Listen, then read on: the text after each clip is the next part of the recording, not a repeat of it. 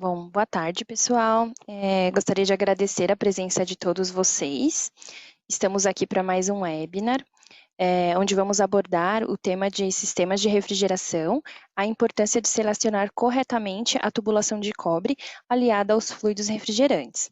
Nesse webinar, estaremos contando com a presença da Chemours, líder na fabricação e desenvolvimento de fluidos refrigerantes, a Paranapanema, única empresa brasileira que transforma o cobre mineral em metal e também responsável pela marca Eluma, conhecida pela linha de produtos acabados. E o Amaral Gurgel, consultor técnico e especialista em sistemas de refrigeração, também da empresa Elimonte. Eu sou a Daniela, da equipe de marketing da Chemours, e serei a moderadora do evento de hoje. Cada empresa fará uma apresentação de aproximadamente 20 minutos e, ao final, abriremos o espaço para debatermos as perguntas dos participantes, a fim de esclarecer as dúvidas e perguntas que possam surgir ao longo das apresentações. Pedimos que vocês registrem as dúvidas na ferramenta de perguntas do aplicativo, tá? Nós esperamos que esse evento possa contribuir de forma construtiva, com conhecimento e ferramentas práticas, e que tragam benefícios para o meio ambiente e competitividade ao setor. A nossa agenda, ela está programada para cobrir os seguintes tópicos: tubulações de cobre e seus benefícios, a seleção adequada da tubulação de cobre e a sua relação com os fluidos refrigerantes, a evolução em fluidos refrigerantes e a sua relação com tubulações de cobre, aspectos importantes da limpeza de sistemas, flushing, e boas práticas em refrigeração, fluidos refrigerantes e tubulações de cobre. E os apresentadores do nosso webinar de hoje serão o Francisco Barbosa, da Eloma, que vai começar apresentando, a Joana Canosi, da Chemours, e o Amaral Gurgel, da empresa Elimonte. Iniciaremos agora, então, a apresentação com o Francisco Barbosa. Ele é um engenheiro de desenvolvimento técnico e assistência técnica na Eluma SA há 5 anos. Ele possui graduação em tecnologia da construção civil, na modalidade de edifícios pela FATEC SP, engenharia civil pela FESP, e além de MBA em gestão estratégica e econômica de negócios pela FGV, com mais de 17 anos de experiência em diversas áreas da engenharia. Agora eu passo a palavra para o Francisco. Bom evento a todos. Boa tarde, pessoal. Eu sou Francisco, engenheiro da Paranapanema. Gostaria primeiramente de agradecer a vocês pela disponibilidade do tempo em acompanhar nosso bate-papo sobre boas práticas, né, na refrigeração e essa relação com os fluidos refrigerantes. Eu queria agradecer também a Elimonte, o professor Amaral, a Joana e a Dani da Chemours, a própria Chemours, por essa oportunidade da gente debater um tema que é importante e vai trazer benefícios, acredito eu, para todo o mercado.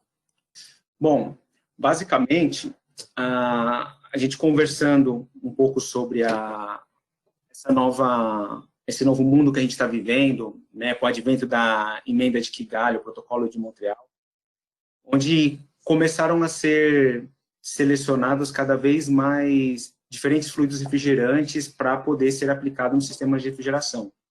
Então, nós resolvemos fazer esse bate-papo para mostrar alguns critérios que a gente precisa prestar atenção na hora de selecionar um tipo de tubulação, selecionar o diâmetro, a espessura da tubulação, para que a gente tenha um sistema muito bem projetado, muito bem executado, e que traga somente benefícios para o nosso setor. Basicamente, a Paranapanema é uma empresa brasileira, uma empresa nacional, a única empresa brasileira que transforma o concentrado de cobre, que é um produto da mineração do cobre, em catodo, que é um material de elevada pureza. Nós temos 3 plantas industriais, uma em Dias d'Ávila, na Bahia, outra em Santo André, em São Paulo, e uma em Serra, no Espírito Santo. Em Serra, nós temos uma divisão de conexões. Em Santo André, nós temos nossa administração, uma fábrica de barras, tubos e laminados. E em Dias d'Ávila, na Bahia, que é onde é transformado o minério, né, em formato de concentrado de cobre, que tem aproximadamente 25% a 30% de cobre naquela massa de mineração, e a gente transforma em um catodo, que é um cobre eletrolítico, com pureza de 99,99%. Então, basicamente, a Paranapanema ela tem capacidade para produzir 280 mil toneladas de cobre primário por ano. E nesse processo de produção do cobre primário, nós também tiramos coprodutos, como, por exemplo, o ácido sulfúrico, a lama nódica e a escória, que são produtos com a marca Paranapanema. O cátodo, propriamente dito, ele é um produto da marca Caraíba, que ele é o que nós chamamos de o metal que está, que é a moeda cobre no mundo, né? Então, para você, se você entra numa bolsa de metais, como a LME, né, que é a bolsa de Londres, a London Metal Exchange, ela cota o valor deste cátodo, que é um cobre puro eletrolítico, e para você poder ter esse material ali sendo comercializado na Bolsa de Londres, você precisa de um certificado que garanta qualidade, que garanta toda uma especificação de produtos, né? Então, é a partir deste material que começa na Paranapanema a produção dos produtos que vocês recebem, os tubos, as conexões, os laminados, tá bom? Então, além, né, da Paranapanema ela garantir esse benefício da matéria-prima, nós vamos apresentar aqui um pouquinho dos benefícios do cobre. Eu vou destacar, dentre alguns benefícios que nós listamos, aqueles que são mais usuais no segmento de refrigeração, né? Que é a questão da elevada resistência à corrosão, que por conta da reação, né, do cobre em diversos meios, ele consegue ter uma resistência maior.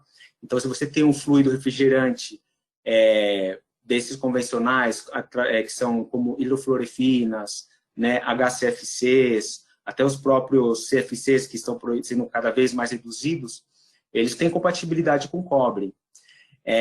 Com exceção da amônia, você não precisa se preocupar em relação ao cobre ter algum tipo de problema em relação à corrosão. Também, o cobre tem para o sistema de refrigeração, uma reduzida perda de carga, né? As paredes estão sempre lisas, isentas de qualquer variações de resíduos, então, você consegue ali garantir na sua análise dimensional, no seu projeto, você consegue projetar com uma perda de carga muito baixa. É um material que tem pouca tendência à incrustação, então, principalmente quando você trabalha com sistemas de água, é importante você garantir essa pouca tendência à incrustação para garantir o máximo de eficiência de troca térmica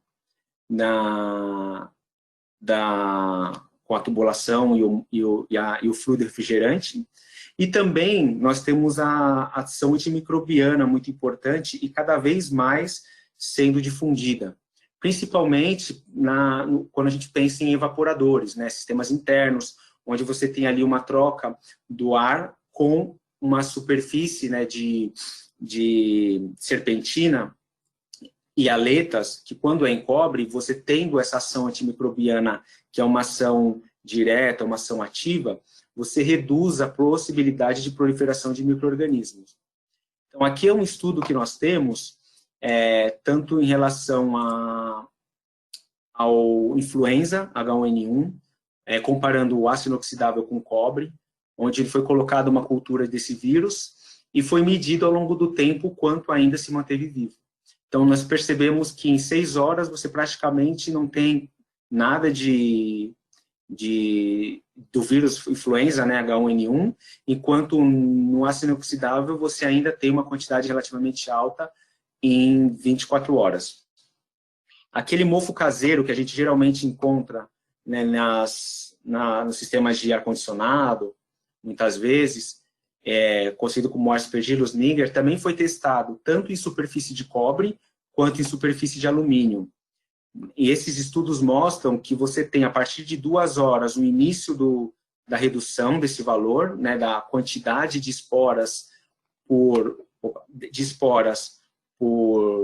área, e que em 6 horas você também já tem praticamente zerada essa quantidade.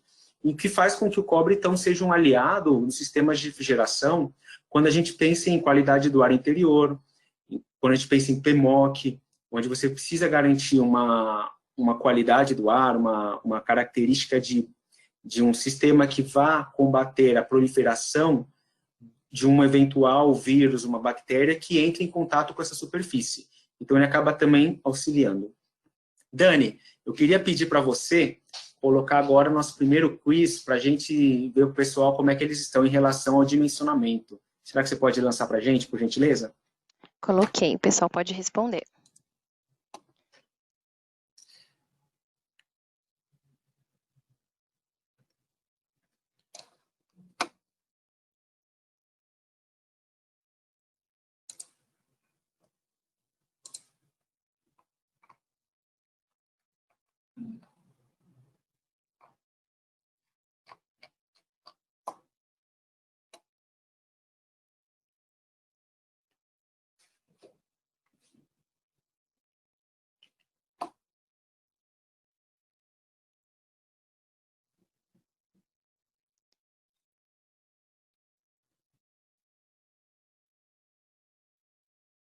Eu vou encerrar aqui. Eu vou compartilhar as respostas. Você consegue ver as respostas, Francisco? Não consigo ver.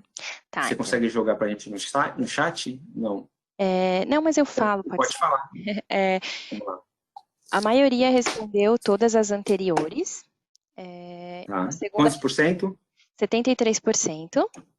42% respondeu diâmetro nominal desejado e pressão de trabalho da túbula. E aí 23% responderam potência de bomba, quantidade de BTUs do equipamento, sistema, e 31% o tipo de fluido refrigerante. Perfeito. Bom, pessoal, a gente faz essa pergunta porque para a gente que está dimensionando qual que é o diâmetro, a espessura da tubulação que vai ser utilizada, basicamente a gente vai precisar somente da pressão e do fluido refrigerante. Nós recebemos muitas perguntas, pessoal, falando, olha, eu tenho uma infra de 3/8 por 1,32, com equipamento da marca X, e vou mudar para um fluido tal. Preciso mudar a tubulação? Qual que é a espessura da tubulação para o split de 64.000 BTUs? Qual que é o diâmetro de uma tubulação para o fluido RX? Ou posso usar um cobre com fluido RXYZ? Quando a gente recebe perguntas assim muito abertas, a gente não consegue dar de uma forma efetiva qual que é a tubulação mais recomendada. Porque para a gente, em relação à espessura do tubo, ela influencia na resistência do material. Então, a gente vai falar um pouquinho aqui agora quais informações nós precisamos e por que essas informações são importantes para a gente chegar no formato de pressão de trabalho que você vai ter do material e qual que é o fluido. Então, vamos lá. Quando o projetista está projetando um equipamento, um sistema, ele realmente vai precisar saber a carga térmica, ele vai analisar um ciclo básico, ele vai analisar a potência de um compressor, né? Mas para a gente que está tentando dizer para vocês, olha, utilize uma tubulação com uma espessura de 1,32 avos, um 16 avos, uma espessura de 0,50 milímetros, para a gente essas informações não vão ser relevantes no primeiro momento. É óbvio que o projetista vai calcular o ciclo, a potência, vai chegar no tipo de fluido, e aí é o primeiro ponto que para a gente é importante. Eu preciso saber se esse fluido ele é ou não compatível com cobre. Então, se for um fluido à base de amônia, eu já posso excluir o cobre da minha opção. Mas se forem os outros tipos de fluidos no mercado, sejam eles à base de hidrofluorefinas, HCFCs, fluidos à base água, propano, enfim, outros tipos de fluido, eles têm compatibilidade com o cobre e podem ser utilizados. Aí depois nós vamos simplesmente precisar saber o seguinte, qual que é a pressão de trabalho? Porque uma vez que você faz a análise do ciclo básico, analisa a potência, analisa a carga, você vai pré-dimensionar um diâmetro, né? Você já vai ter ali o comprimento de linha. Isso é uma característica que é o seu projeto. É o seu projeto de instalação, é o seu projeto da serpentina, né? Aqui eu coloquei essas imagens aqui, mas porque eu não poderia ter uma apresentação de refrigeração sem ter um diagrama de ciclo básico e uma carta, né, de algum fluido refrigerante mostrando a termodinâmica. Mas aí o que acontece? Então, na produção do equipamento, os sistemas, né, precisam ser eficientes então eles precisam ter troca térmica muito rápida.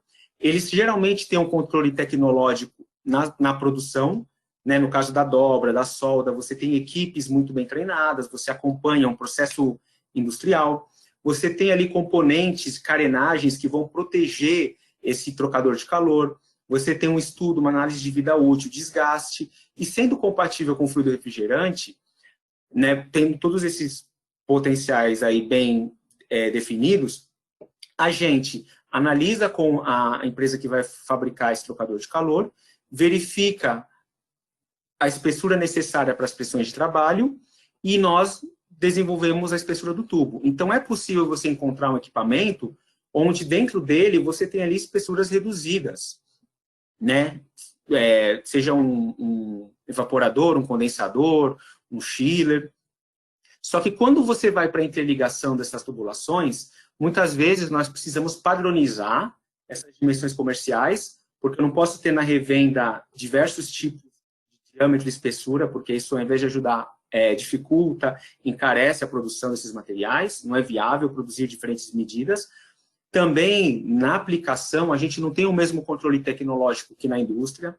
Muitas vezes, essa tubulação ela fica aparente, ela só é protegida ali por uma proteção térmica, uma fita, ela fica disponível para uma pessoa passar, criança, cachorro. Então, é importante até que essas tubulações de interligação, elas aceitem um pouco mais de desaforo, né, na aplicação. Então, por isso, a gente acaba tendo a necessidade de estabelecer medidas comerciais. E como que nós vamos definir, então, qual que é a espessura de tubulação, com base em que eu vou determinar isso? Com base em normas. Então, nós temos normas para a especificação dos tubos, sejam elas internacionais ou nacionais. Algumas dessas normas, elas são taxativas, elas dizem, o tubo, para minha norma, tem que ter tal diâmetro, tal espessura e tal requisito de limpeza. Outras normas, elas deixam em aberto o diâmetro e a espessura para a gente desenvolver. Só estabelece requisitos de entrega, requisitos de limpeza, requisitos de forma de fornecimento, tá bom? Então, por exemplo, você tem uma norma B88, a STM, uma norma internacional, que é aquela que o pessoal geralmente fala, eu quero um tubo tipo L, tipo K, tipo M.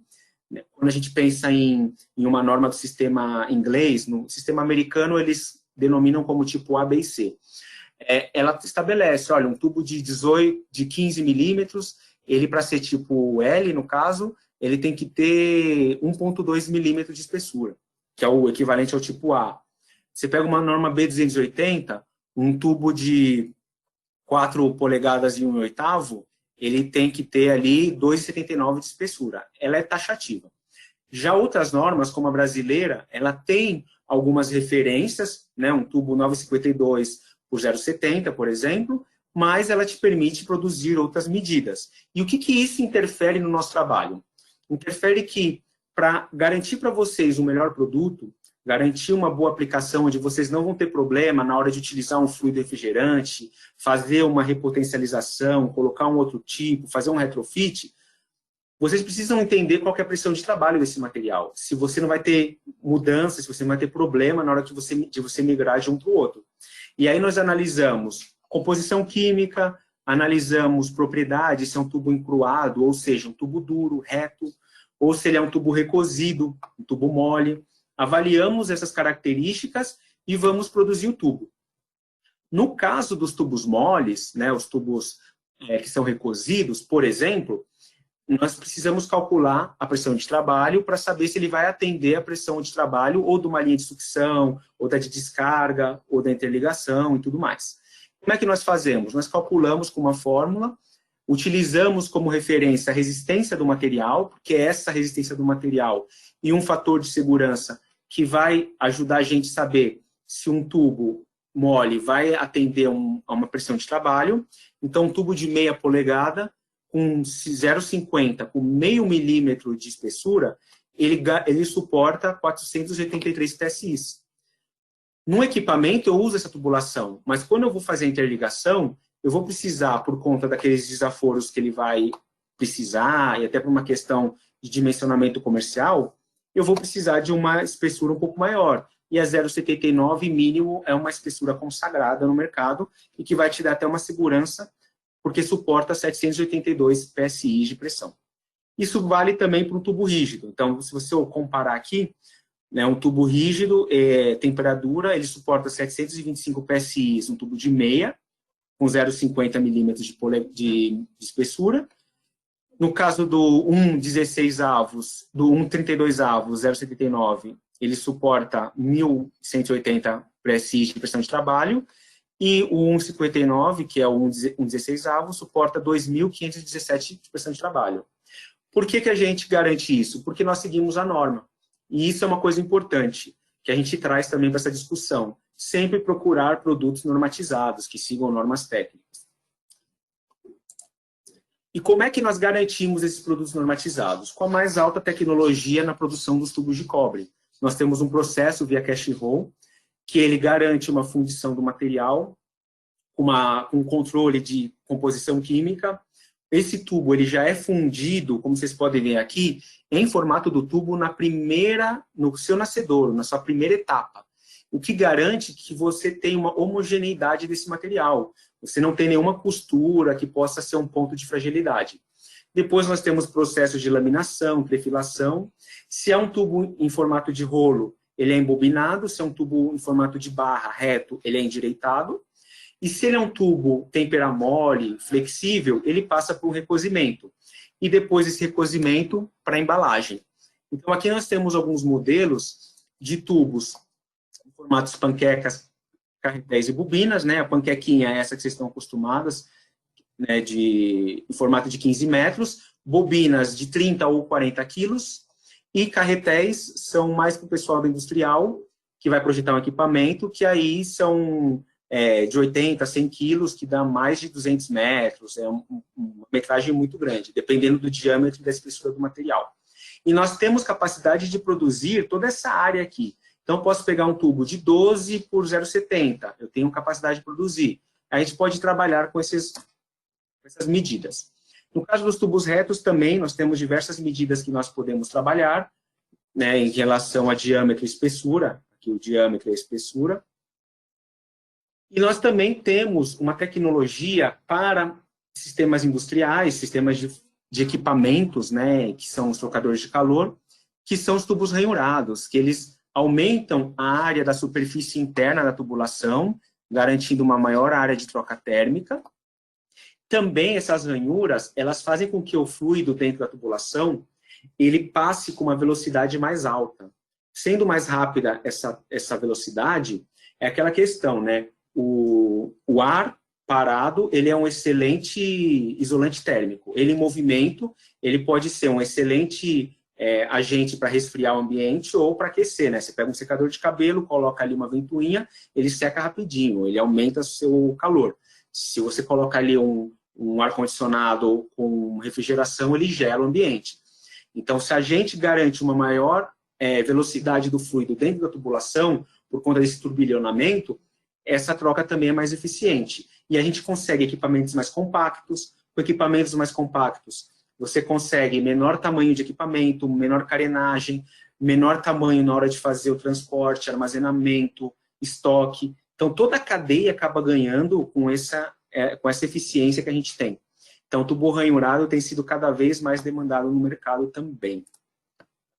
Em relação ao que a gente encontra para interligação, são os diâmetros comerciais, seja em tempera mole, né, os diâmetros nominais 1,32 avos, ou temperatura, que são os tubos retos, tanto de 1,32 avos 0,79 com 1,16 avos de espessura 1,59. Então, sempre que vocês forem pensar, preciso projetar, preciso desenvolver, a gente recomenda que vocês ou verifiquem nossas tabelas de diâmetros comerciais, nos nossos catálogos, ou entrem em contato com a nossa área técnica, para a gente poder orientar vocês da espessura do material que vai atender o diâmetro ou a pressão de trabalho desejada para aquele diâmetro que está sendo projetado no equipamento. E depende muito de fabricante, depende muito de equipamentos. Tá? E outra coisa que a gente também queria abordar aqui de forma rápida é que por que tudo isso é importante? Porque a gente precisa garantir uma qualidade na instalação. A gente precisa pensar em boa prática. E dimensionar adequadamente, especificar corretamente, é muito importante. principalmente em sistemas herméticos, onde se você tiver ali sujidades, óleo, umidade, poeira, você pode danificar um sistema. Isso daqui a pouquinho o professor Amaral e a Joana vão entrar nesse assunto, está bem bacana também, na apresentação deles, explorado isso. Então, esse tipo de ferrugem, óleo, pode gerar corrosão, falha mecânica, falha elétrica, e a gente tem que evitar. Então, quando você dimensiona corretamente, especifica corretamente, faz o corte adequado, com ferramentas de bom estado, uma abrasagem com passagem de nitrogênio, faz o vácuo para evitar que você tenha a presença de umidade, a presença de oxigênio ali, para não gerar um ácido forte, né?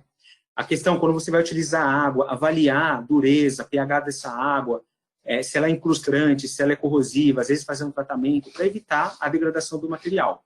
E fazer as manutenções preventivas para você não ter problema de depois ter problema com questão de PMOC, para garantir uma qualidade do ar interior.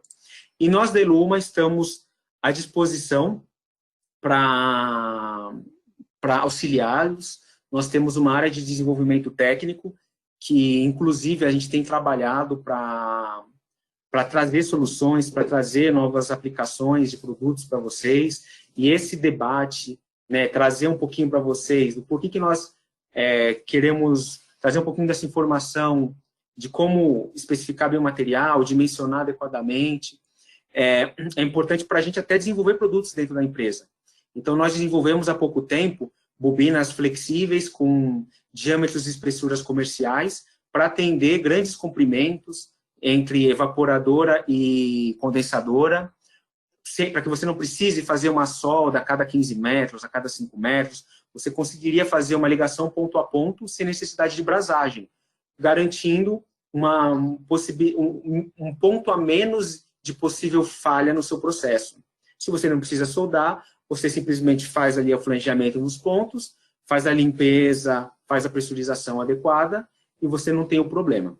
E também desenvolvemos tubulação 7/8, que foi uma demanda do pessoal para esses equipamentos maiores, VRFs, que precisavam de um tubo de 7/8 e tinham dificuldade para fazer brasagem, para fazer interligação entre o evaporador e condensador. Então, o que o pessoal começou a demandar para a gente? Pelo menos panquecas com essas medidas. E nós desenvolvemos e trouxemos para o mercado e está sendo muito bem demandado. À medida que vocês trazem esses inputs, a gente consegue trabalhar nisso cada vez mais. Bacana?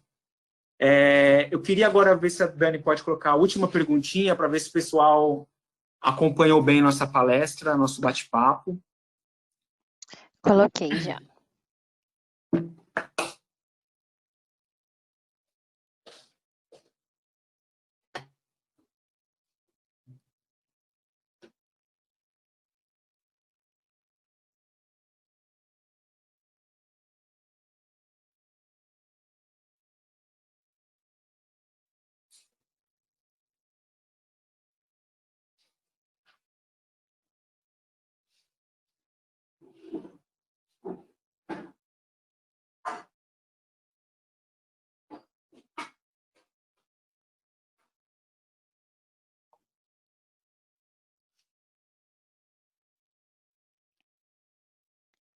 Eu vou encerrar aqui e aí eu compartilho com vocês os resultados. Bacana. Bom, então, quais tipos de fluidos refrigerantes não devem ser utilizados em tubulações de cobre? 84% das pessoas responderam amônia e águas ácidas, 21% respondeu água, 18% respondeu HFCs, 13% hidrocarbonetos e 5% todas as anteriores. A maioria do pessoal acertou, né? Seria a questão mesmo da amônia e águas ácidas. Os outros fluidos você tem condição de utilizar, né? Tanto hidrocarbonetos quanto águas em si. Então, fica aqui assim, como um fechamento, né? Sempre procurar, tendo alguma dúvida, entrar em contato com a gente. Eu vou deixar aqui o nossos contatos, para que vocês possam, sempre que tiverem dúvida, entrar em contato, fazer as perguntas, tragam informação, qual que é o fluido refrigerante que você quer utilizar e qual que é a pressão de trabalho que você vai precisar para determinada para determinada bitola, né, para o diâmetro nominal que você quer utilizar. Com essas informações, a gente consegue dizer para vocês se a gente pode usar o cobre ou não e qual que vai ser a espessura do material, qual que é a norma que você vai ter que comprar desse material para atender a melhor eficiência de troca térmica, a melhor aplicação, sem que você precise comprar um tubo superdimensionado. A gente vai aquilo que é o mínimo possível e que vai ser necessário para a sua aplicação. Bacana, pessoal? Desculpem correr um pouco, era mais para conseguir garantir o tempo de apresentação. Passei um pouquinho, mas espero ter dado certo e atendido vocês. Muito obrigada, Francisco. Excelente apresentação que você fez. Bom, agora nós vamos iniciar a apresentação da Joana Canosi. Ela é líder de desenvolvimento de negócios e suporte técnico da área de fluorquímicos na Chemours Brasil. Ela é formada em Engenharia de Alimentos pela Universidade Federal de Santa Catarina, a UFSC. Possui mestrado em Engenharia Química pela mesma universidade.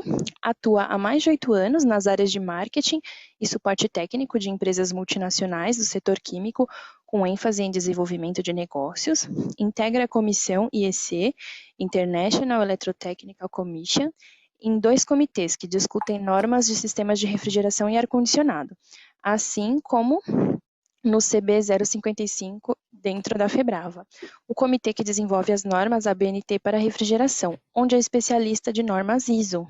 Integra também grupos de trabalho junto à Câmara Ambiental da CETESB para mudanças climáticas e voluntariamente é vice-presidente do Comitê de Mulheres da Abrava. Agora eu passo a palavra para a Joana. Obrigada pela introdução, Dani. Queria agradecer a presença de todos.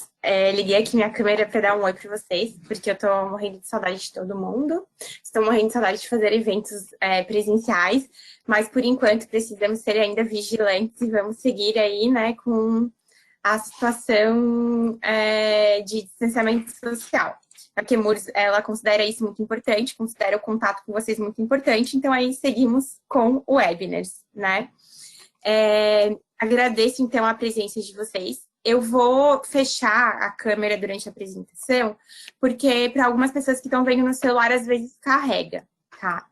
Mas qualquer dúvida, a Dani vai estar moderando aí, e vocês podem mandar as perguntas no chat e a gente responde no final. Eu vou começar falando, então, da história da Chemours, para quem ainda não está aí realmente familiarizado com a empresa, tá? Ela é uma empresa relativamente nova, ela surgiu em 2015, mas ela tem uma história. Ela surgiu da separação do negócio de especialidades químicas da DuPont, que era a empresa, na época, líder desse segmento, que já tinha uma história de mais de 85 anos no setor de refrigeração. Então, a Chemours, ela herdou toda essa história, ela herdou as marcas, ela herdou as unidades fabris e herdou, inclusive, os funcionários, né? De forma que, hoje em dia, a DuPont, ela não fabrica mais fluidos refrigerantes, e a Chemours, ela é a responsável pela comercialização dos produtos da marca Freon e da marca Optimum. Dentro do guarda-chuva Freon estão consolidados aqueles produtos que vocês já conhecem no mercado, como o R404, R410, R22, né, muito conhecido. E dentro do portfólio Option, a gente traz uma proposta aí mais inovadora, mais eficiente e que traz produtos ambientalmente favoráveis. Eu vou falar um pouquinho mais desse portfólio durante a apresentação. É muito difícil a gente falar sobre fluidos refrigerantes sem pontuar alguns aspectos ambientais que impulsionam aí as transições no segmento de climatização e refrigeração. O Francisco, ele já comentou, inclusive, né, sobre aí as novidades. E por que a gente tem muitas novidades nesse setor? Porque existem esses 2 aspectos ambientais e existe uma regulação internacional aí de países que são signatários que promove justamente o movimento para a gente mitigar esses aspectos ambientais. Então, são eles o potencial de degradação da camada de ozônio, abreviado pela sigla ODP, e o potencial de aquecimento global é abreviado pela sigla GWP. O ODP, ele é regulado pelo Protocolo de Montreal, tá? Que propõe a eliminação de todas as substâncias que degradam a camada de ozônio. Então, isso inclui os CFCs e os HCFCs. Cada país possui a sua agenda, cada país signatário do protocolo possui a sua agenda. No Brasil, a gente está vivenciando esse momento de transição. Por isso que esse ano, no começo do ano, a gente sentiu aí uma flutuação da disponibilidade de 141B no nosso mercado. Esse produto é um HCFC e o governo limitou a disponibilidade desse produto, agora em janeiro de 2020, a 10% do volume que anteriormente era comercializado. Esse tipo de redução, ele vai continuar acontecendo aí até 2030, vai incluir outros HCFCs como 32, até que se consolide no nosso país a eliminação total. A proposta da emenda de Kigali, que trata do GWP, é um pouquinho diferente. Ela propõe a redução da utilização de HFCs, de forma que a gente não vai vivenciar a eliminação do uso desses produtos, mas eles vão ser reduzidos ao longo de um tempo definido aí pelo governo, que a gente ainda não conhece, mas deve conhecer aí nos próximos anos, e vai considerar muito a disponibilidade de tecnologia e como que a questão da eficiência se relaciona com isso também, tá? Então, uma coisa que é indiscutível é que o Brasil é também signatário da emenda de Kigali, e a gente deve conhecer essa agenda aí ao longo dos próximos anos, para promover a redução da disponibilidade de HFCs, do uso de HFCs que estão relacionados ao efeito estufa, que obviamente influencia aí a questão das mudanças climáticas. Então, pontuado isso, a Chemours, ela se antecipou, né? E desenvolveu toda uma linha para atender essa questão de sustentabilidade. Então, a linha Option, ela propõe produtos com zero ODP, com baixo GWP, mas que também trazem outros quesitos importantes para o usuário. Ela propõe também produtos de alta eficiência, com uma ótima capacidade, ótima qualidade, né, indiscutível, aí já conhecida dentro do portfólio Freon. Também garante a questão da segurança, então dentro do portfólio vocês vão ver que nós oferecemos produtos não inflamáveis e produtos levemente inflamáveis, assim como produtos que não são tóxicos, tá? A questão do custo também foi considerada pela empresa, a gente entende que o usuário vê o custo como um pilar muito importante, de forma que nós oferecemos produtos tanto para retrofit, ou seja, tanto para substituição do fluido refrigerante, mas permanecendo com o mesmo equipamento já instalado lá no meu parque industrial, quanto opções para novos projetos que aí podem trazer até mais eficiência, né? Também existem as possibilidades de retrofit promovendo a eficiência. Um conceito que a gente entende aqui na Chemours é que não existe uma única solução para todos, né? Cada empresa tem que entender quais são as suas prioridades e aí considerar qual o produto que faz mais sentido para ela naquele momento. É por isso que o nosso portfólio hoje é amplo, então não existe um substituto para cada fluido refrigerante, existem opções que vão te trazer aí ou uma maior eficiência ou o menor GWP possível, de acordo com o requisito mais importante para o cliente. Nos quadradinhos em azul, nós apresentamos para vocês, então, os produtos da linha Option que não são inflamáveis, como, por exemplo, aí o XP40, que pode substituir R22 e 404, inclusive oferecendo uma eficiência energética muito atrativa para os equipamentos. E na cor mais escura, né, esse cinza escuro, nós apresentamos os produtos da linha XL.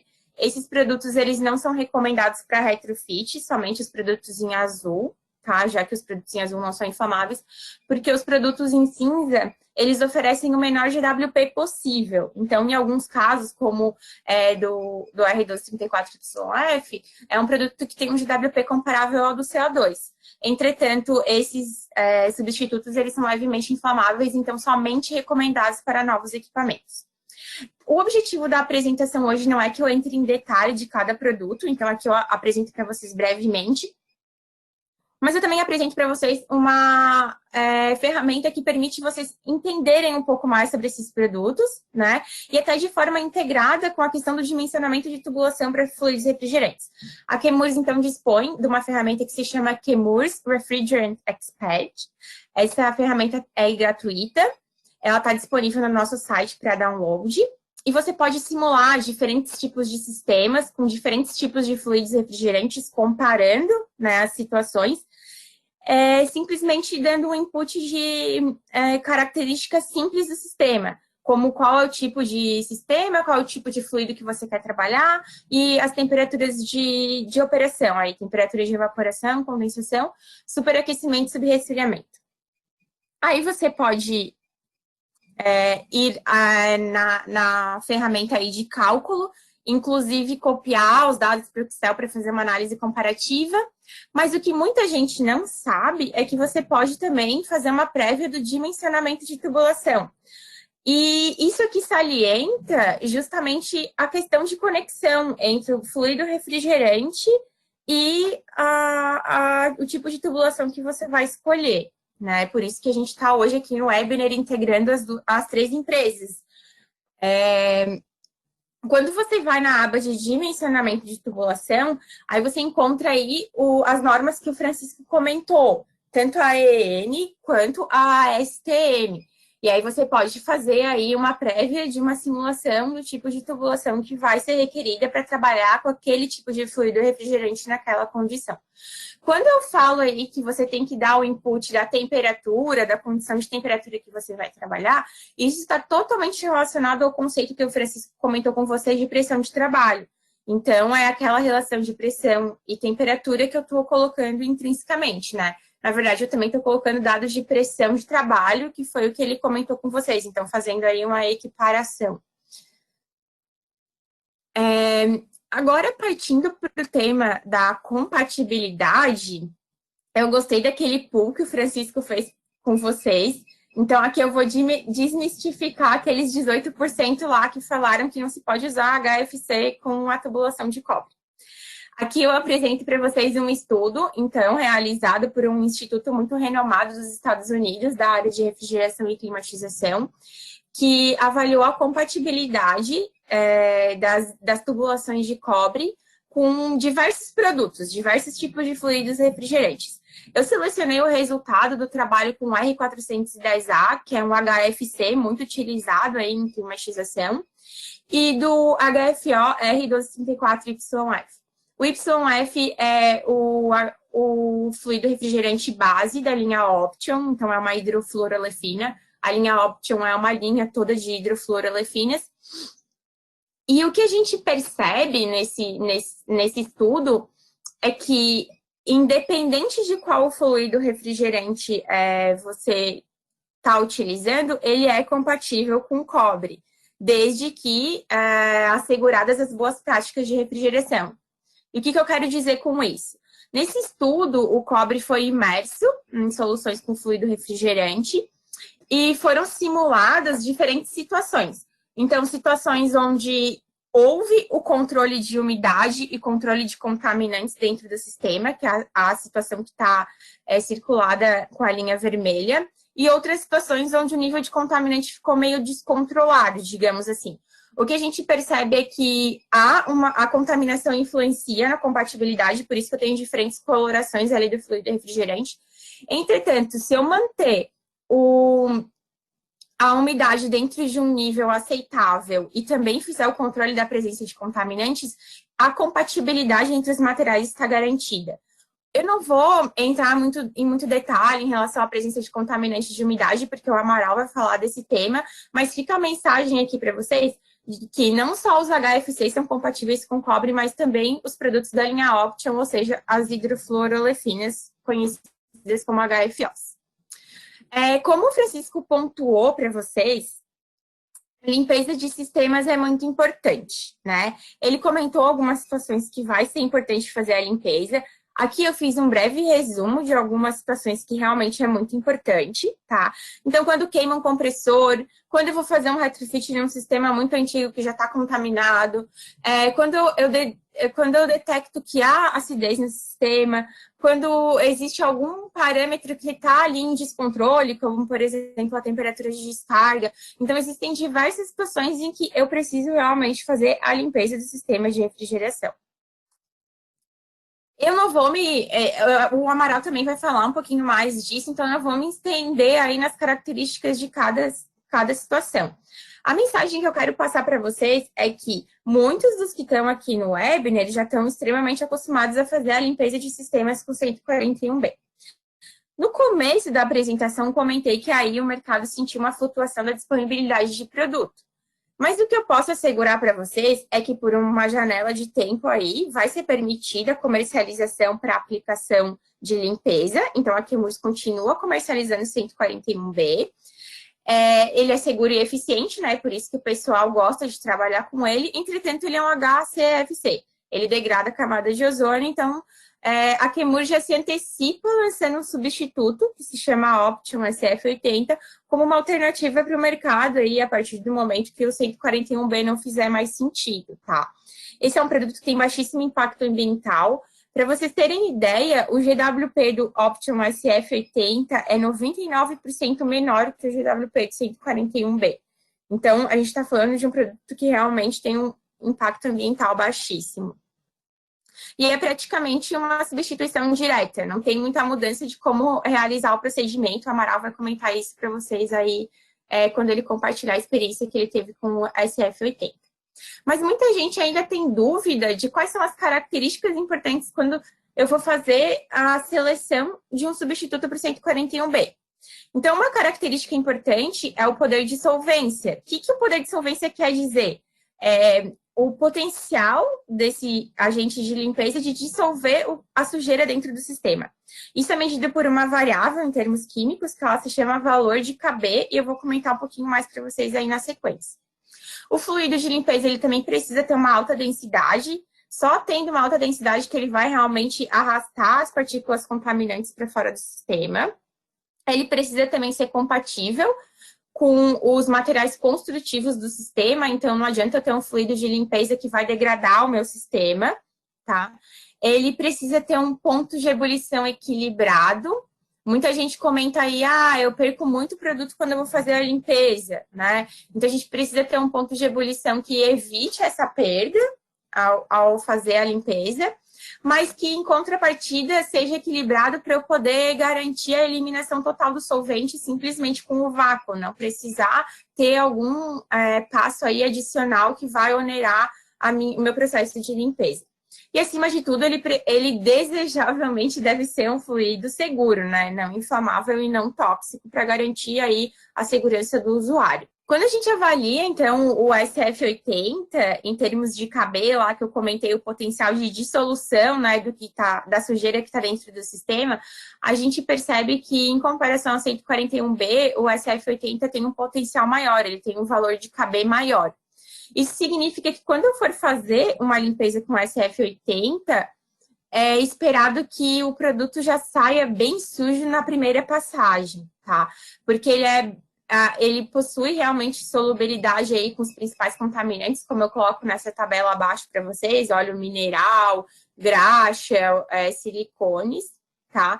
E na tabela acima, eu compartilho um estudo aí da Chemours, para vocês entenderem que com algumas passagens de SF80, eu já consigo eliminar 100% do nível de contaminação em alguma superfície, demonstrando a eficiência e esse poder de solvência do SF80.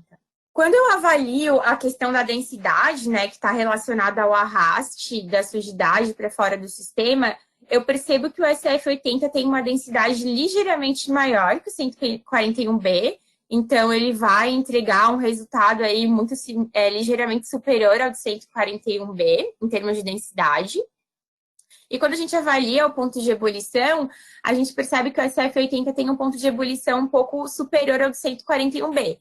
Essa passa a ser uma vantagem no momento que eu vou fazer uma limpeza de sistemas, por exemplo, numa cidade que é muito quente. Então, eu não vou ter a mesma perda que eu teria com o 141B. Isso é, de certa forma, atenuada. E o ponto de ebulição do SF80 é ligeiramente superior, mas não demasiadamente de forma que comprometa, né, a eliminação total do produto. Então, de novo, o Amaral vai comentar, né, sobre a experiência que ele teve, mas sem dúvida a gente consegue eliminar todo o produto com o processo de vácuo. Como vocês podem ver aqui nesse slide, ele é compatível com uma ampla variedade de materiais industriais, elastômeros, plásticos, metais, e reforço aqui, compatível com o cobre, né, como desejável. Agora eu entro na questão da segurança, né, daquela questão de não ser inflamável. Para que a gente gere aí uma situação de inflamabilidade, acho que muita gente deve estar familiarizado aí com o Triângulo do Fogo. A gente precisa ter, então, uma combinação, né? Uma situação que combine a presença de combustível, de comburente e de uma fonte de ignição, que pode ser aí uma faísca, enfim, algo que forneça energia para o sistema, tá? Falando de uma forma bem simples, os líquidos inflamáveis e combustíveis, eles não queimam por si só, tá? Para que ele seja um combustível, precisa ser formada uma mistura dos seus vapores com o comburente aí, no caso o oxigênio, para provocar essa queima. E de que forma que isso é avaliado para entender se a substância realmente é inflamável ou não? Existe um conceito de ponto de fulgor, que é avaliado, então é a característica que é avaliada do fluido dessa mistura de gases, né, que precisa se formar, para entender realmente se esse líquido é inflamável. Então, segundo a norma brasileira aí que determina o ponto de fulgor, ela é a menor temperatura corrigida na pressão atmosférica, que quando se aplica uma fonte de ignição, esses vapores aí são gerados. E há uma condição específica aí de ensaio que permite a geração desses vapores que vão pegar fogo.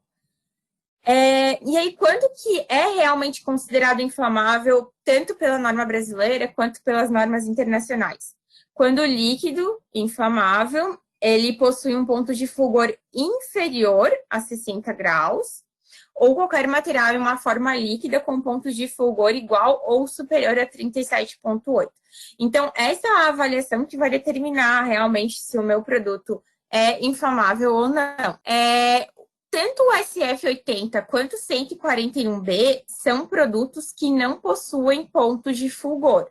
Então, o SF80 foi submetido a todas as avaliações dessas normas internacionais que eu comentei aí com vocês.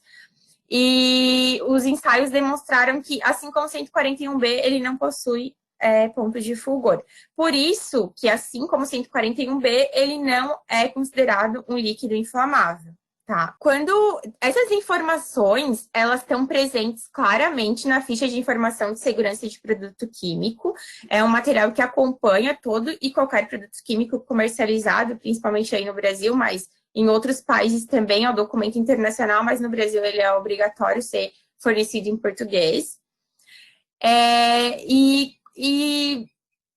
Eu trouxe aqui nesse quadrinho também as informações obtidas de uma ficha de informação de produto químico, de uma mistura que tem sido aí comercializada no mercado. Muitas vezes não se fala que ela é inflamável, mas ela está sendo comercializada como um substituto do 141B. E aí, quando a gente avalia claramente a FISPIC, a gente percebe que lá existe uma definição de pontos de fulgor. Tá? Considerando aí o SF80 e o 141B, que são produtos que não possuem um ponto de fulgor, então são líquidos considerados não inflamáveis, a gente assegura que eles não vão pegar fogo quando eles forem submetidos a condições controladas. Então, um líquido sem ponto de fulgor não irá inflamar dentro dessas condições controladas. Essas condições, elas são definidas na FISPIC como as condições de armazenamento do produto. Então, por exemplo, nós recomendamos lá na FISPIC que ele não seja armazenado a temperaturas superiores à temperatura de ebulição dele, até para evitar a perda desse produto. E os vapores de um líquido que não possui o ponto de fulgor, eles podem inflamar sim quando submetidos a altas temperaturas. Então, apesar dele ser um líquido não inflamável, é um produto químico. Precisamos ter cuidados e precisamos seguir as orientações definidas numa FISPIC. Quais são as boas práticas e como que eu devo armazenar esse produto.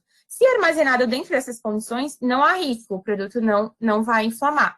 Entretanto, num caso de uma situação de emergência, aconteceu algum problema, ele foi submetido a alta temperatura, a vantagem de um produto que não possui pontos de fulgor é que a chama vai cessar rapidamente. Ele não tem a tendência de propagar a chama, tem a tendência de cessar rapidamente. Isso já não acontece com misturas inflamáveis, a gente vê aí, quando a gente acompanha acidentes, que realmente acontece uma combustão muito grande e a chama pode se propagar, inclusive, para outros materiais. Então, em resumo, o SF80 é um ótimo substituto para o 141B. Ele apresenta características químicas aí muito parecidas, né? Entretanto, um baixo impacto ambiental, tá? Ele oferece um excelente desempenho, até um desempenho ligeiramente superior ao do 141B em termos de solvência. É um produto seguro, ele não é inflamável, não é tóxico e ele também é compatível com sistemas tanto novos quanto atuais. E a gente não muda muito a rotina de limpeza quando a gente utiliza o 141B ou o SF80, tá? A rotina é similar, ele pode ser utilizado da mesma forma, entretanto, aí a gente tem uma mitigação das perdas. Essa é uma vantagem dele. Aqui eu encerro a minha participação no webinar, agradeço a presença de todos e espero ter contribuído aí com o conhecimento. Agora eu passo a minha palavra para a Dani. Obrigada, Joana, pela sua apresentação, muito boa. Bom, agora o Amaral, em nome da Elimonte, fará a sua apresentação.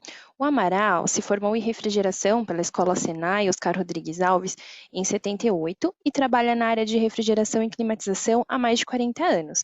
Ele atuou como professor de refrigeração e climatização na Escola Senai e Mariano, na Oscar Rodrigues Alves e na Mariano Ferraz, de 82 a 85. Ele é professor nos treinamentos de refrigeração e palestrante contratado pela Danfoss desde 2000, treinando até esta data mais de 3.000 alunos, em outros países também, como Colômbia, Chile e México. Ele atua como consultor técnico e palestrante especialista em retrofit pela Chemours desde 94, período que a empresa ainda atendia como Dupont. É diretor técnico da empresa Elimonte, atuante na área de climatização e frio alimentar. Agora eu passo a palavra para o Amaral. Muito obrigada. Oi, obrigado. Eu também não vou colocar a minha face aí para todo mundo dar uma olhadinha, mas a gente vai, porque eu sei que tem gente que está pegando aí e colocando também pelo celular e fica ruim de ver. Então, vamos fazer que nem a Joana, né? Vou colocar o sistema só com a apresentação. Bom, primeiro, agradecer aí a excelente oportunidade, né, de estar junto com o pessoal da Paranapanema, o pessoal da Chemours, que a gente faz parte aí do grupo também, uma parte muito legal. Eu, com 40 anos aí de refrigeração, muita coisa que o Francisco falou sobre a parte de tubulação do cobre eu desconhecia, né? Então, é super importante a gente ter esse contato agora em relação às webinars da vida aí, né? As lives, por quê? Porque muita informação está sendo aplicada junto agora, principalmente com empresas de peso aí, como a Paranapanema, como a Chemours. Eu vou falar um pouquinho hoje da nossa experiência utilizando tanto os produtos da Paranapanema e outros, o que aconteceu, o que a gente sofreu, como também o resultado dessa falta de qualidade e da falta também de conhecimento de algumas pessoas. Quando nós falamos de tubulação de cobre junto com fluido refrigerante, num circuito de refrigeração, o que vai acontecer?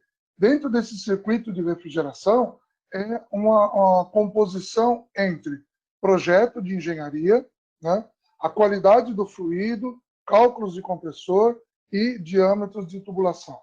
E quando a gente faz o cálculo de diâmetro de tubulação em relação à velocidade, vazão, fluxo de massa, é extremamente importante que as tubulações sejam bem dimensionadas, estejam dentro de normas. Por quê? Porque um dos grandes problemas que a gente tem no sistema de refrigeração é a falta do retorno de óleo para o sistema.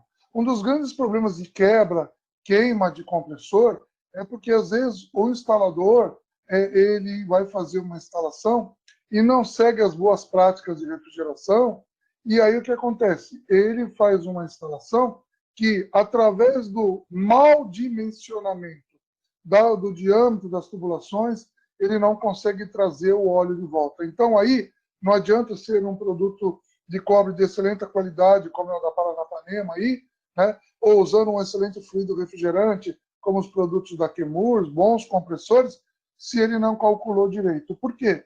Se faltar óleo, se o óleo não retornar para o compressor com certeza vai queimar, travar, entrar em curto, enfim. E aí começa todo um problema de sujeira, acidez, né?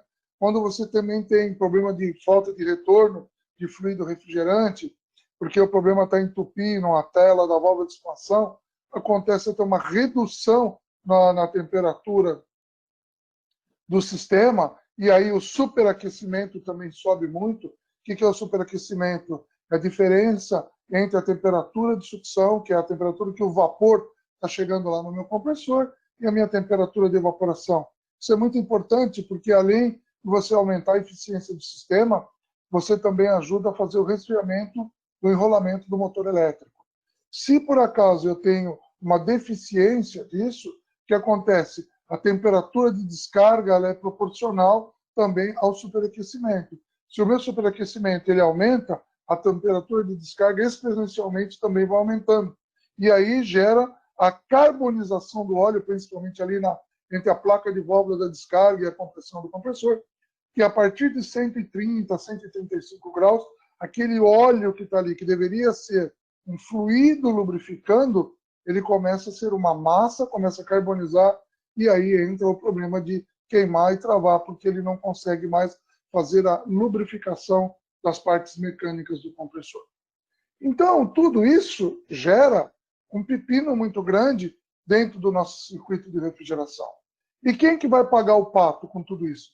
Sempre, tudo que acontece de errado no circuito de refrigeração, quem vai pagar o pato é sempre o compressor.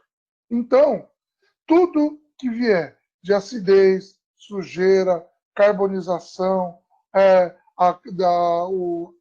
o cobreamento que o ácido reage na tubulação do cobre e traz para o circuito, ele vai para dentro do compressor.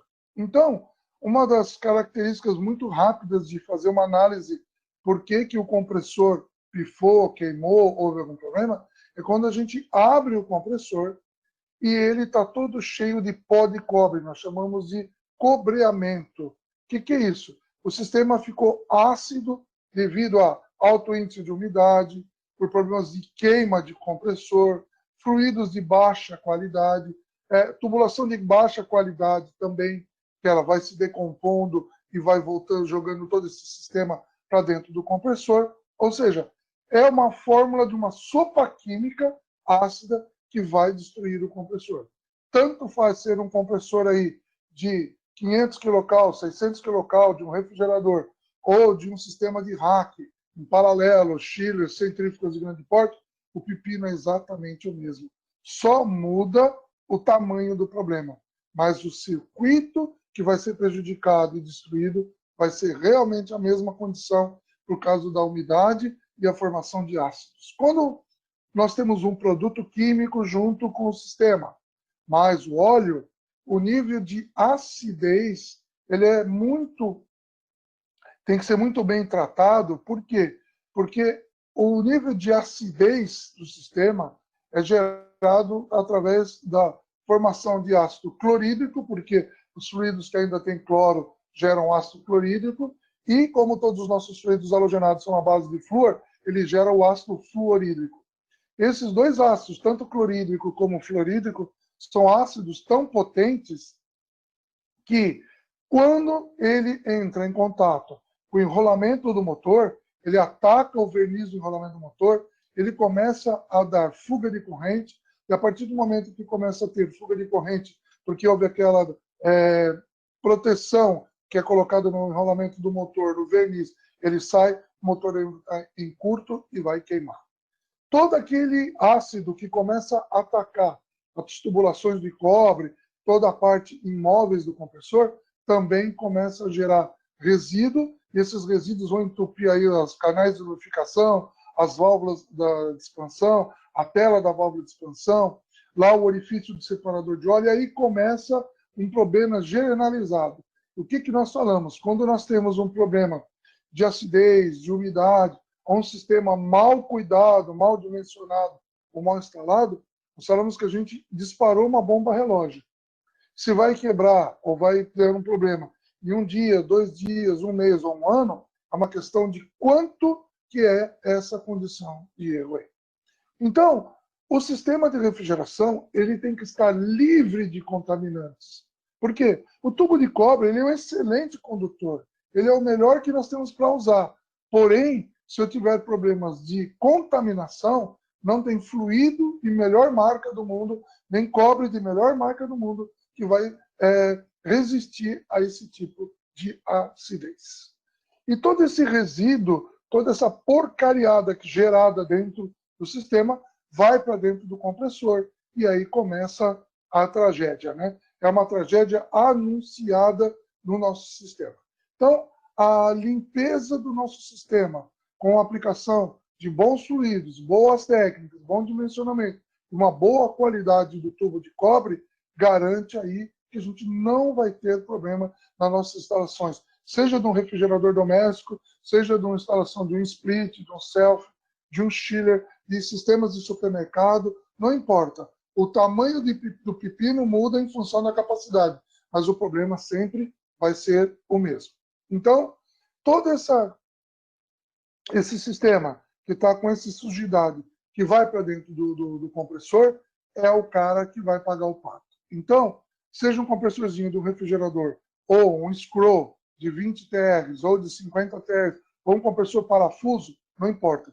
Todos eles vão sofrer da mesma maneira. Então, não adianta a gente fazer os melhores fluidos, ter os melhores tubos de cobre, ter os melhores compressores de refrigeração, sendo que nós vamos ter resíduos, sujeira e acidez que vão destruir todo esse processo. É um conjunto da obra, né, que tem que ser tomado conta. Um dos grandes temas que a gente sempre bate, né, nos nossos treinamentos de refrigeração é a evacuação do sistema. Porque quando você faz um circuito de refrigeração, testa de estanqueidade ele com nitrogênio extra seco, não tem problema de vazamento, você desidrata ele com bomba de vácuo, né? A bomba de vácuo é um instrumento, uma ferramenta extremamente importante, porque ela vai desidratar, ela vai retirar os vapores não condensados, inclusive do nitrogênio que nós precisamos, e os demais vapores que não estão ali dentro, como o nitrogênio, o oxigênio, o azoto. E é importantíssimo nós utilizarmos bombas de vácuo de duplo estágio e fazer a medição não na bomba de vácuo, fazer a medição no circuito. Porque se a gente usar um manômetro na bomba de vácuo, ele pode estar medindo o que a bomba de vácuo está fazendo. Então, ela pode estar dando lá um vácuo bem baixo na bomba, mas o seu circuito não está em baixo vácuo.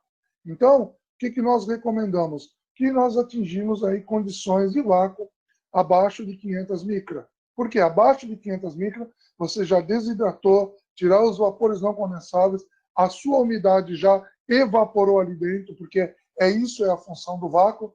Você abaixa a pressão, faz a água evaporar em temperaturas muito baixas, e aí você tira a umidade dentro do circuito de refrigeração, abaixando a pressão e abaixando a temperatura de evaporação da água. Importantíssimo usar vacuômetro, não importa se o seu vacuômetro é analógico ou digital, mas ele tem que ser um vacuômetro de precisão de leitura, porque muita gente usa aquele manovacuômetro no manômetro. Aquilo lá é uma relação muito grossa de leitura de vácuo. Então, o que nós temos que usar? Na hora de fazer a leitura de vácuo, usar vacuômetro. Necessariamente não precisa ser eletrônico, né, digital, pode ser um analógico, mas é importante que seja vácuo, porque a precisão dele é bem maior. Sempre das boas práticas diz para a gente que na hora de fazer uma manutenção, uma instalação, utilizar os filtros secadores, tanto da linha de líquido como da sucção novos, né? E utilizar produtos de fluidos refrigerantes que tem aí análise química de fabricante, como é o caso da Chemours, e o que a Joana falou é importantíssimo ali atrás, nós usarmos os produtos e aí usar a FISP dele. O que é a FISP? É a ficha de identificação e segurança do produto químico. Por quê? Tudo que é relacionado àquele produto está identificado nessa ficha. Se você inalou, se caiu na sua perna, se teve um acidente, vazou, o que eu vou agir, como que eu vou fazer, como que eu vou trabalhar com essa situação. Aonde que está isso? Lá na FISP. Então é importante, dentro dos termos de boas práticas, né, a gente utilizar sempre produtos e ferramentas de alta qualidade.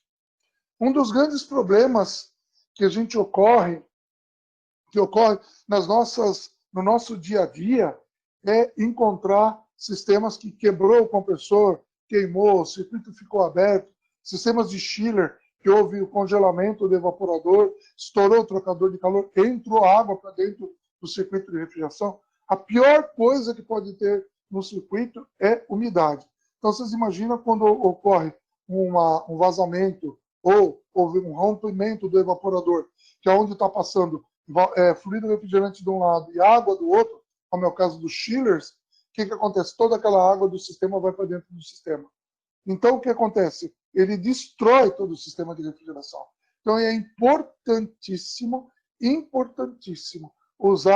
fazer limpeza, né, do circuito.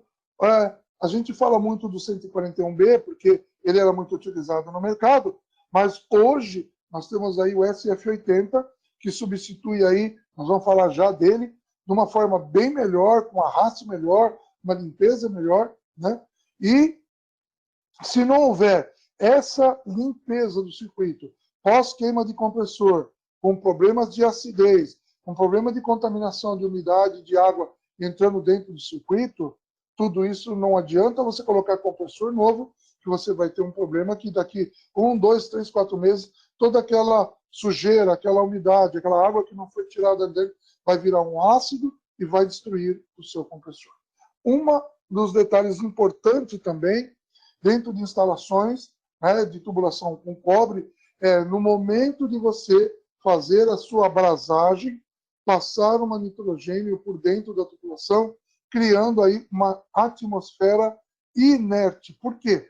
O que acontece? Quando nós estamos brasando uma tubulação de cobre e você tem um oxigênio do lado de fora, que você não tem como controlar, a gente acaba de brasar, depois quando está frio, você passa a mão, ali onde você fez a brasagem, sai aquela fuligem preta. O que é aquilo ali? É o óxido de cobre. Assim como tem essa oxidação do cobre do lado de fora, com o oxigênio do lado de dentro também vai ter a mesma coisa. Então, você passando o nitrogênio extra seco por dentro da tubulação de cobre durante a abrasagem, basta para criar uma atmosfera com 2 libras. Não precisa mais do que isso, só para você não ter oxigênio ali dentro. Você já não tem mais esse sistema que vai criar essa carepa dentro do circuito. Então, a abrasagem passando nitrogênio por dentro é extremamente importante. Então, aqui nessa foto, a gente consegue ver uma tubulação no qual foi passado o nitrogênio por dentro e uma que não foi. Então, você veja, a da direita aí, ó, foi passado o nitrogênio por dentro durante a abrasagem. Ela está polida, ela está limpa, crystal clear, ou seja, está bem limpinho. Então, quando a Paranapanema faz o tubo de cobre dela, sai limpinho assim para a gente. É assim que ele tem que estar dentro do circuito, né? Do outro lado, do lado esquerdo, vocês vão ver que não tem a passagem de nitrogênio. Quando a gente abriu a tubulação, olha essa carepa aí. Então, toda essa carepa, essa sujeira, a hora que o fluido refrigerante passa depois por aí, ele vai limpar e jogar tudo dentro do compressor e causar todas as tragédias que nós conhecemos. Tem muita gente que fala, eu faço toda a abrasagem no tubo de cobre e depois eu passo o nitrogênio por dentro. O nitrogênio só por dentro, passando na tubulação, ele não é eficiente para limpar toda essa carepa. Então, tem que passar e circular o 141B ou o SF80, né, dentro do sistema para ele limpar. Agora, por que eu vou gastar para ficar limpando uma coisa que eu posso não causar? Então, como que eu não causo essa sujeira? Passando o nitrogênio dentro da minha tubulação na hora que eu estou fazendo a abrasagem. 2 libras de nitrogênio. Não precisa mais do que isso. Bom, no sistema grande, de grande porte, sistemas aí como VRF, sistemas como Chiller, sistemas com câmaras frigoríficas de grande porte, quando a gente tem contaminação por umidade, sujeira, queima do compressor, então é importantíssimo você fazer a aplicação de sistema por bombeamento, por recalque. O que é isso aí? Eu vou pegar aí o SF80, vou colocar ele numa máquina que tem uma bomba, e essa bomba vai circular dentro do meu circuito. E uma coisa importante é que esse sistema ele pode ser reutilizado. Se a gente filtrar ele, eu posso usar novamente aí esse solvente. Então o SF80 ele é muito utilizado na Europa, nos Estados Unidos, né? E aqui no Brasil também agora. Por quê? Eu estive utilizando ele agora, questão de uns 3, 4 meses atrás aí, numa obra muito grande que houve contaminação do sistema. E assim, é impressionante. Assim, eu estou acostumado a utilizar, por exemplo, o 141B.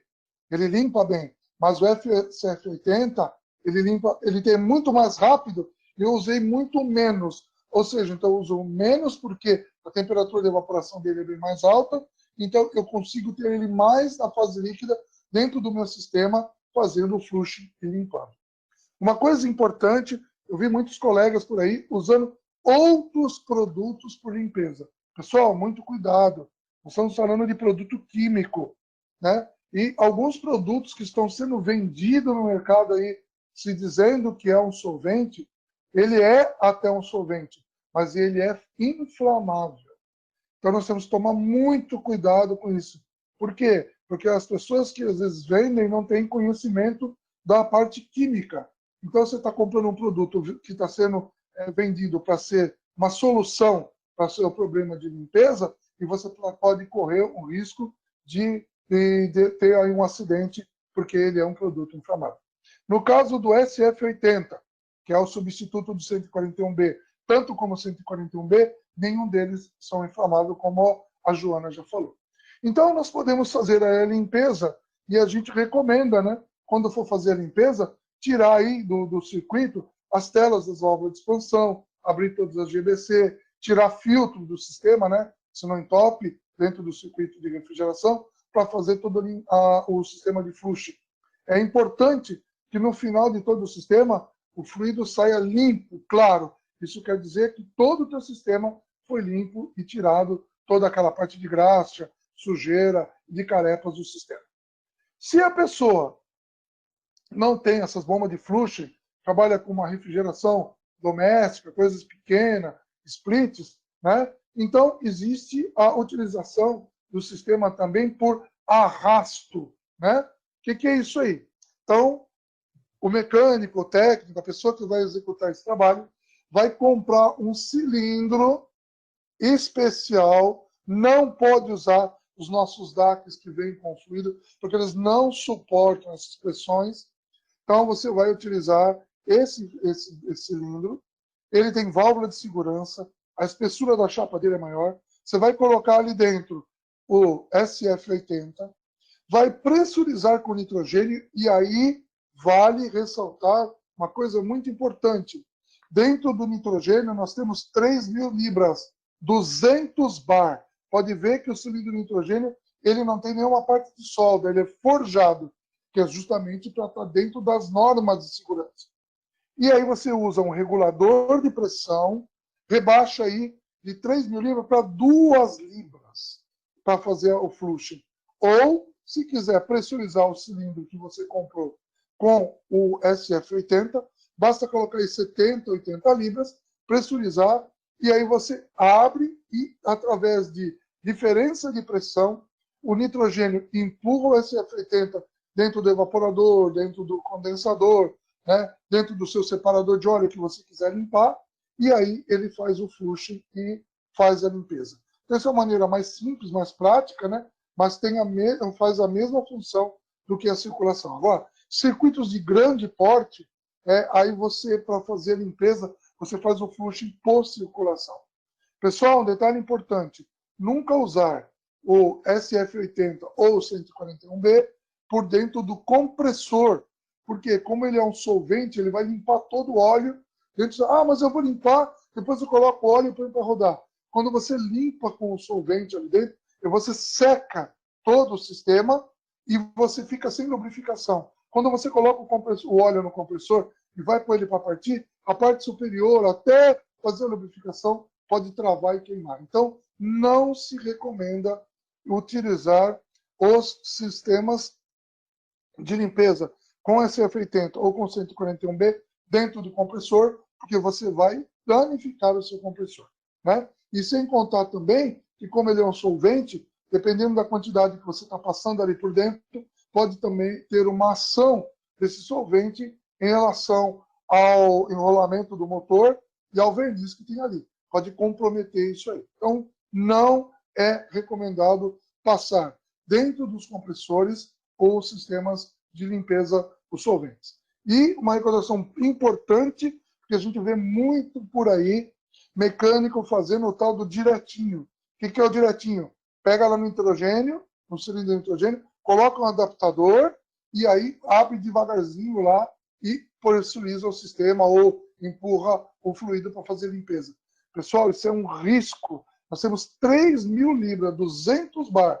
Se o cara abrir a mais e não tem como controlar aquilo ali, pode causar um acidente grave. Eu já vi isso acontecer, das mangueiras não aumentarem, o manômetro estourar e ter um acidente com as pessoas. Então, tanto faz você fazer a limpeza com bomba de recirculação ou fazer aí por pressurização, tanto com 141B como SF80, é importante ter as normas de segurança para a gente não causar. Já é tão difícil a gente estar no dia a dia correndo aí, ainda ter um acidente, ficar parado, né, causar um problema também para o cliente, aí é bastante complicado. Então é super importante levar em consideração. Era isso que eu queria passar para vocês, né? Um pouquinho dessa nossa experiência aí. Eu acho que esse time que hoje falou com vocês aí, tanto o Francisco da Paranapanema, como a Joana da Quimurs, e eu fico muito honrado também de estar junto com eles, porque eles são pessoas que estão com uma idade bem menor que a minha, não vou falar a minha aqui, e que também tem aquele prazer de estar divulgando, passando. São pessoas que realmente a gente tem um prazer em estar trabalhando junto com eles aí.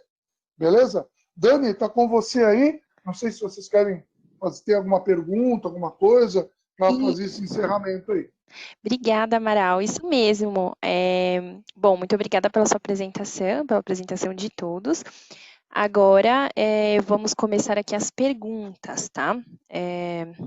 Como a gente está aqui apertado no tempo, não sei se eu consigo fazer todas as perguntas, aqui tem muita pergunta boa. Eu vou começar, então, aqui fazendo uma pergunta para o Francisco, tá? Vou seguir a ordem das apresentações aqui.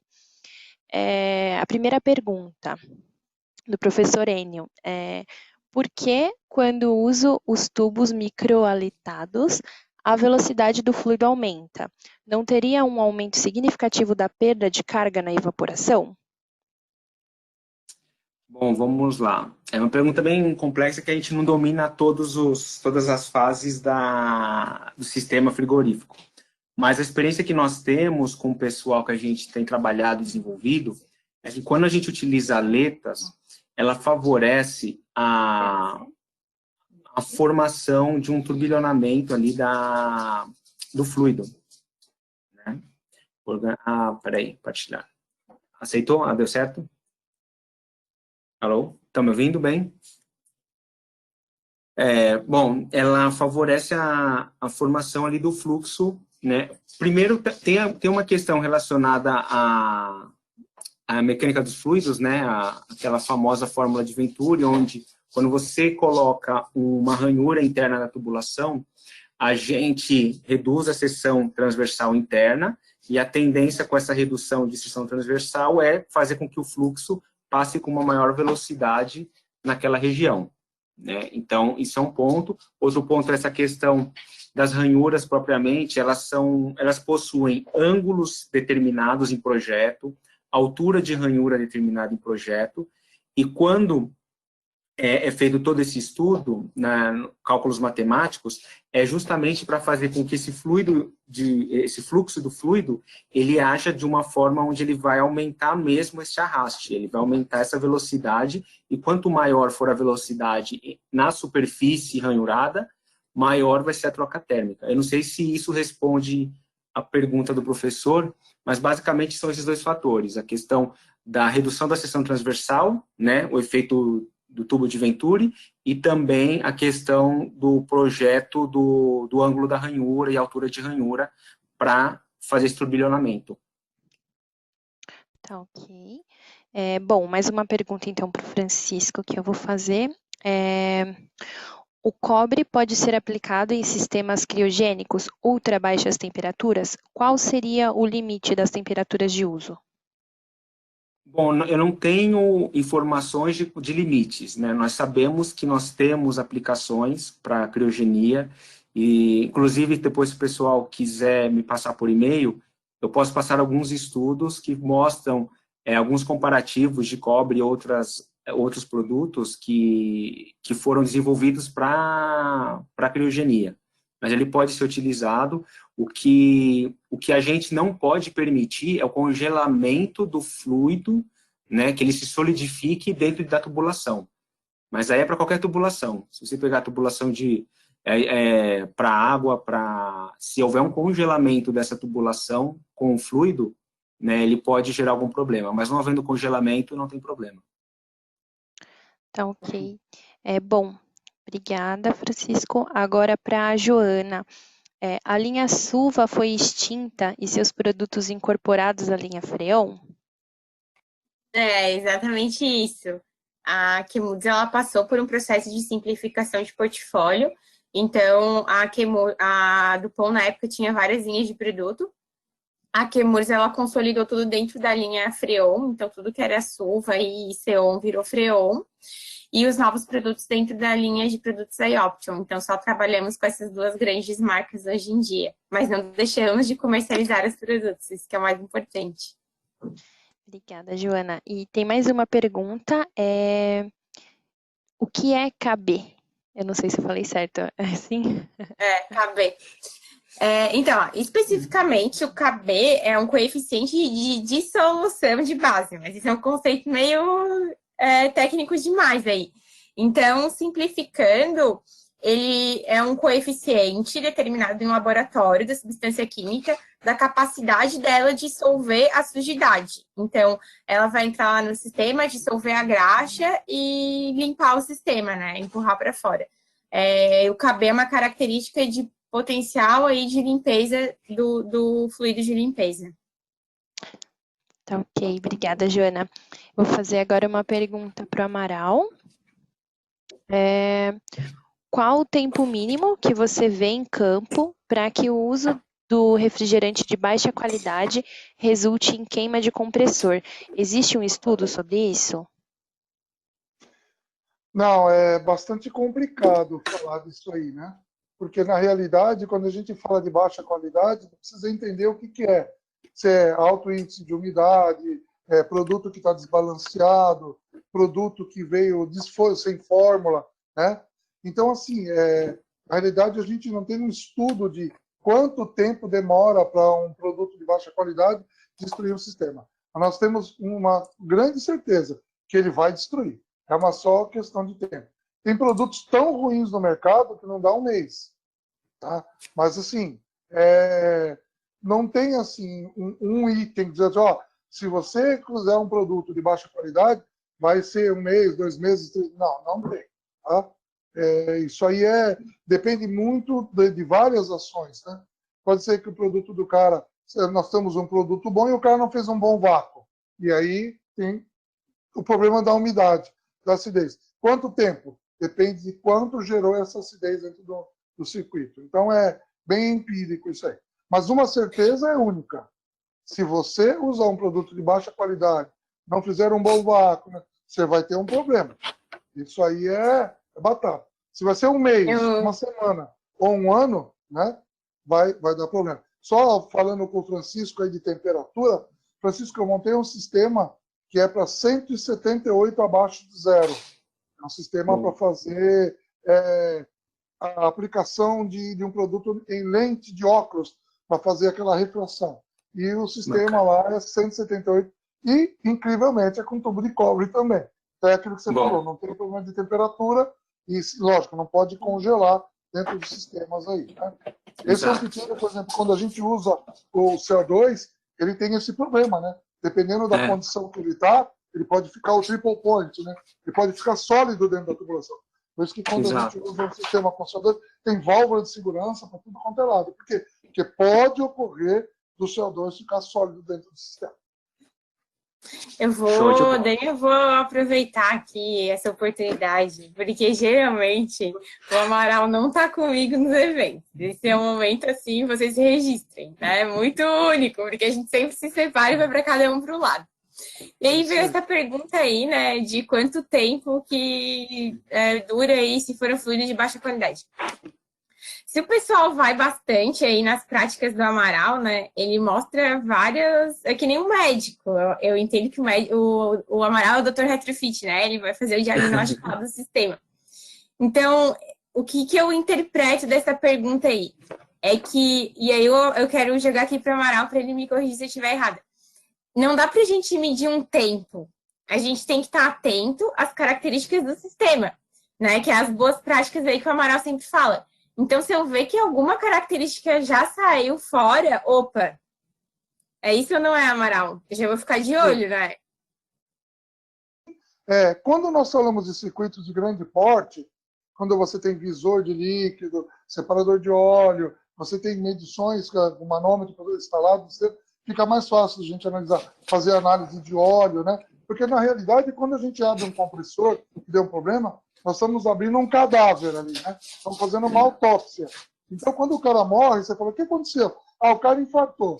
Mas o infarto foi o resultado do quê? O cara fumou pra caramba, né? Bebeu pra caramba, torcia para time errado, não vou falar de time aqui, aí sofreu e morreu.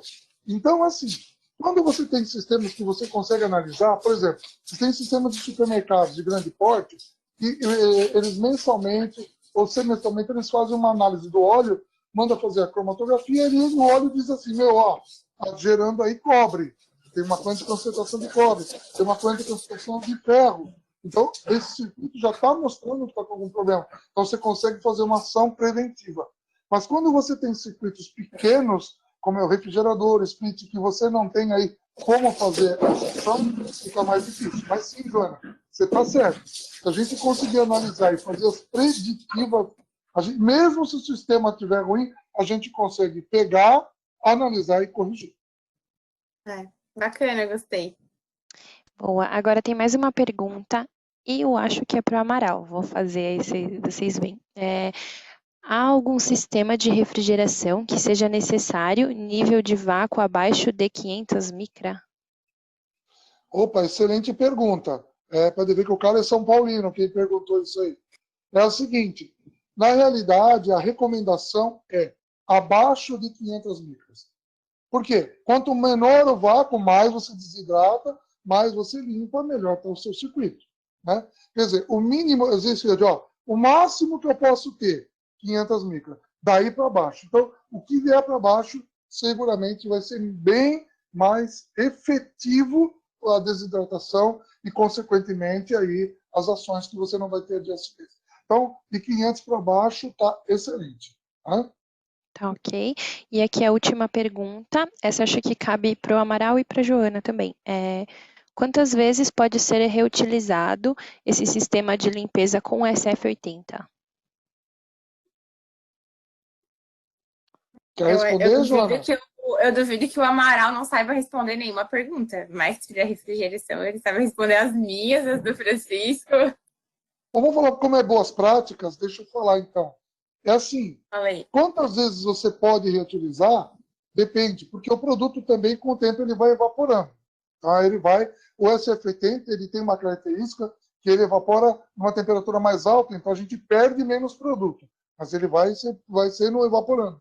E outra coisa é a coloração dele, a sujidade que tem, né? Então, é isso que vai determinando. Não adianta você pegar um produto que está imundo e passar ele para circular de novo. Então, você olhando o nível da claridade dele, da espessura dele, da especificidade dele. Ele vai ficando... se ele estiver limpo, você pode reutilizar. Ah, ele está começando a ficar sujo. Então, não adianta você usar, porque ele não vai ter o mesmo poder de solvência.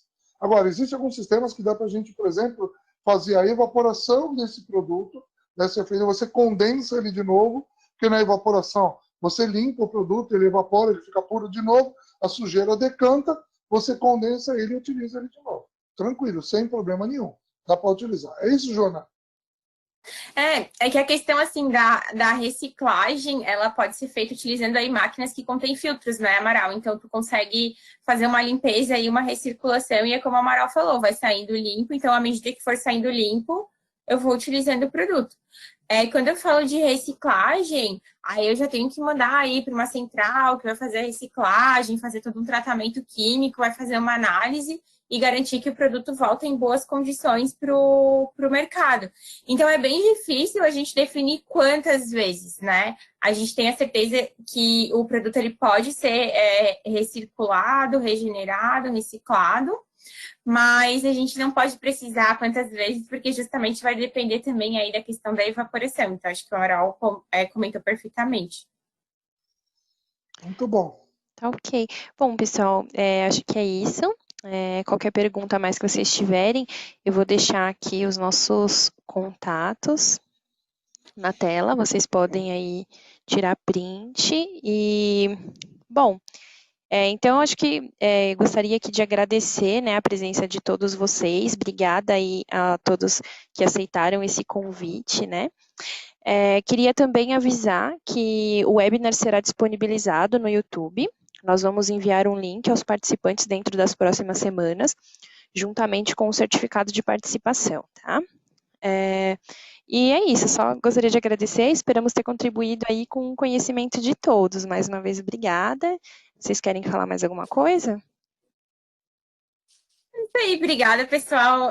Parabéns para todo mundo. Adorei as apresentações e foi uma honra estar com profissionais tão importantes aí do setor.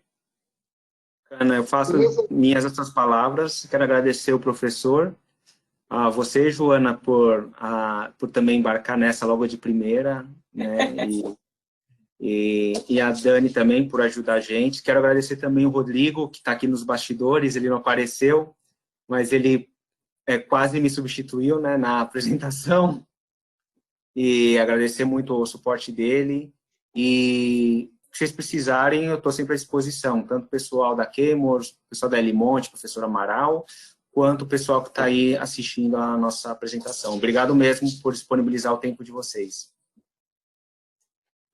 Também para mim é sempre um prazer, a gente dá aula há muitos anos, né? E como a Joana comentou, a gente está com saudade de ter esse contato com o público. A gente dava aula toda semana, eu estava dando aula, era 30, 50, tivemos aí apresentações aí, Francisco, com mais de 500 pessoas, 800 pessoas, né? Sim. Então, 1000, né?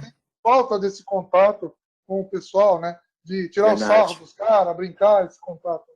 E eu só queria lembrar o Francisco, uma vez só, em falar em termos de qualidade do tubo de cobre da Paranapanema. Francisco, você lembra que você foi numa instalação comigo que o tubo de cobre parecia uma anaconda quando ligava o degelo de gás quente? Lembro, foi um dos mais gostosos casos que eu atendi contigo. Que era uma fábrica de sorvete, a gente foi lá. E o que aconteceu? A qualidade é muito importante porque ter um problema de entupimento, a hora que o degelo entrava, não dava vazão suficiente, o tubo de cobre, ele dançava que nem assim, uma serpente, né? Mas ele resistiu à pressão e, em função da maleabilidade dele, ele não rompeu, né? Porque nós estávamos usando um produto de excelente qualidade, né? Então, parabéns aí para a Paranapanema pelo produto, né? Obrigado. O produto da Chemours, ou seja, a gente usando um produto de boa qualidade, mesmo quando a gente erra, o produto ainda supera e dá o suporte para a gente. Tá bom? E a gente vai longe que nem o Amaral, vida longa nessa volta. É verdade, verdade. Gente, obrigado da minha parte. Foi um prazer enorme estar aqui nessa apresentação com vocês.